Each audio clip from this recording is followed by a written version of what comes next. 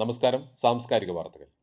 കുന്തിരിക്കം കൊണ്ടുള്ള ആഭരണങ്ങൾ ഉൾപ്പെടെയുള്ള വ്യത്യസ്ത ഉൽപ്പന്നങ്ങളുമായി ഖത്താറയുടെ നാലാമത് രാജ്യാന്തര ആംബർ പ്രദർശനത്തിന് തുടക്കമായി. ഖത്താറയിലെ 12 നമ്പർ ബിൽഡിംഗിലെ ഹാളിൽ നടന്ന പ്രദർശനത്തിൽ 14 അറബ് വിദേശ രാജ്യങ്ങളാണ് പങ്കെടുക്കുന്നത്.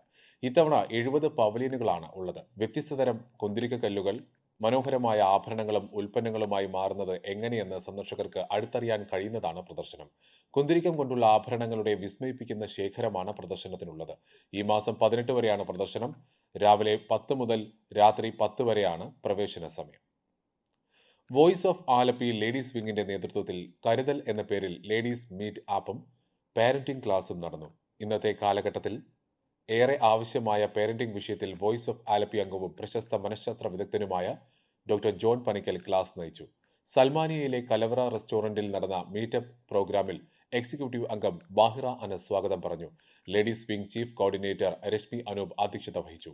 Voice of Alleppey acting president Anas Rahim, general secretary Dhanesh Murali എന്നിവർ ആശംസകൾ നേർന്നു.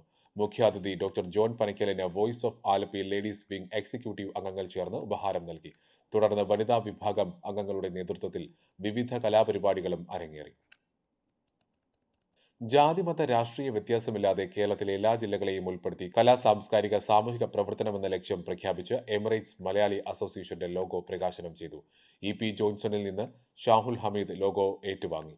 പ്രവാസികളുടെ പ്രയാസങ്ങളിൽ ഒപ്പം നിൽക്കുമെന്നും അവ പരിഹരിക്കുന്നതിനുള്ള ഇടപാടുകൾ നടത്തുമെന്നും സാംസ്കാരിക സമ്മേളനം ഉദ്ഘാടനം ചെയ്ത് ഷാഹുൽ ഹമീദ് പറഞ്ഞു. രാജശേഖരൻ വിടുത്തറയ്ക്കൽ അധ്യക്ഷനായിരുന്നു.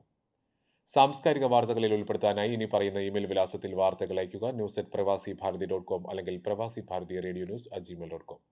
സാംസ്കാരിക വാർത്തകൾ എല്ലാ ദിവസവും ഒമാൻ സമയം രാവിലെ 10:30, സൗദി, ഖത്തർ, ബഹ്റൈൻ, കുവൈറ്റ് സമയം രാവിലെ 9:30, ഇന്ത്യൻ സമയം ഉച്ചയ്ക്ക് 12 മണിക്ക്.